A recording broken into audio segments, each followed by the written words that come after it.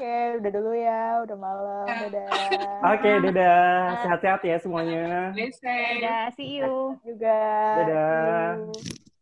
Ever since the COVID-19 pandemic hit the world, the way we communicate with each other has been shifting.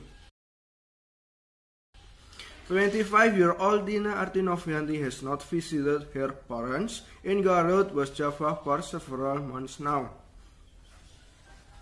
However, she has been calling her parents more frequently compared to before the Dulu kan pandemic. waktu aku masih bisa curi-curi waktu buat pulang, ya udahlah video call-nya paling 1 minggu tuh bisa 3 kali. Sekarang tuh kayak setiap ada waktu aku jadi video call sama keluarga aku karena ya udah nggak bisa pulang. With pandemic showing no sign of receding in the near future, we are still likely to rely on virtual meetings to interact with others. However, some limitation might keep us from regularly communicating with our loved ones, such as signal disruption. Biasanya orang-orang tuh kalau misalkan di video call mereka tuh nggak bener-bener banyak yang diceritain tuh. Karena kita juga harus gitu, kita tuh harus adjust waktu kita kan. Misalkan ya udahlah video call ya, hayo gitu kita video call. Tapi kadang-kadang mereka ada interupsi apa. Tapi kalau misalkan ketemu langsung, itu tuh mau nggak mau pasti ya kesannya tuh beda. Mau nggak mau apa yang lebih gimana ya, lebih anget aja gitu loh. Kalau ini tuh cuman sekadar ya udahlah gitu video call, terus diceritain apa aja, kayak cuman highlight-nya doang gitu yang mereka ceritain. Psychologist Baby Jim Aditya is aware of the drawback of virtual meetings. She explained that there was no energy exchange during virtual interaction.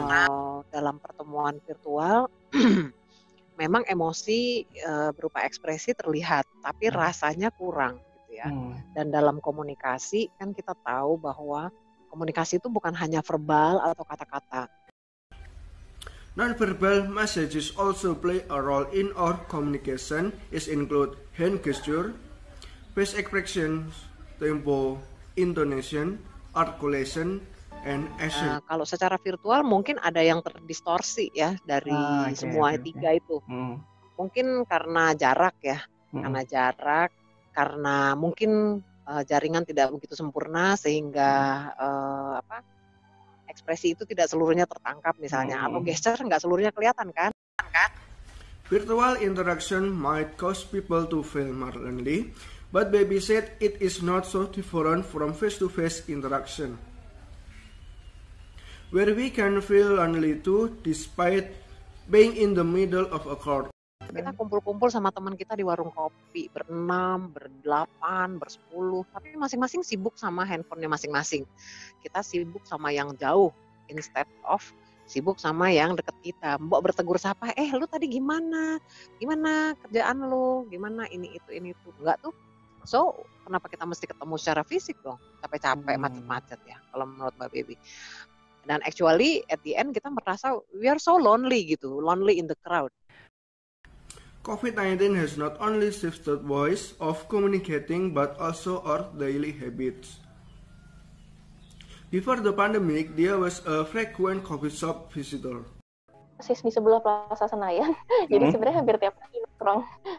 Karena sekedar ngopi ke Starbucks atau ke food court atau ke restoran, dan itu juga kadang bosku tuh tipikal orang yang laid back kan, jadi dia sebenarnya lebih suka ngobrol-ngobrol santai, ngomongin soal kerjaan secara nggak serius, sehingga kita lebih sering makan siang di luar. Jadi kalau seminggu bisa dikatakan 3-4 kali, ya hampir tiap hari. Dan tentunya selama pandemi itu berarti kultur makan-makan itu hilang gitu ya, Dea? Makan-makan di luar itu tentunya. Iya, benar-benar hilang. This change of culture has affected many coffee shops, including Relling Coffee in the Bud South Jakarta.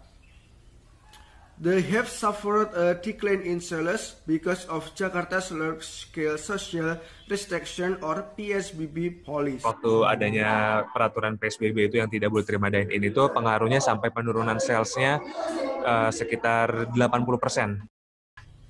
When Jakarta entered its transitional PSBB phase in early June, customers start returning to Releng Kopi. The coffee shop now provides outdoor seating to help customer maintain a safe physical distance. Kita tahu kan dengan adanya COVID ini lebih baik berinteraksi itu di ruangan terbuka. Nah, jadi kita juga rajin untuk promo kalau selain kita menerapkan protokol kesehatan, kita juga beberapa foto video kita unggah di media sosial Releng Kopi. Kalau ini loh beberapa spot di Releng Kopi yang banyak sirkulasi udaranya, yang banyak ruangan terbukanya, dan ruangannya spesies juga di indoor. Kita ngasih lihat foto atau apa yang berjarak, jadi orang mudah-mudahan merasa nyaman, tidak takut untuk datang ke Releng Kopi, dan kita mastiin orang yang di Releng Kopi itu harus memakai masker, kita pengecekan suhu tubuh, sanitizer.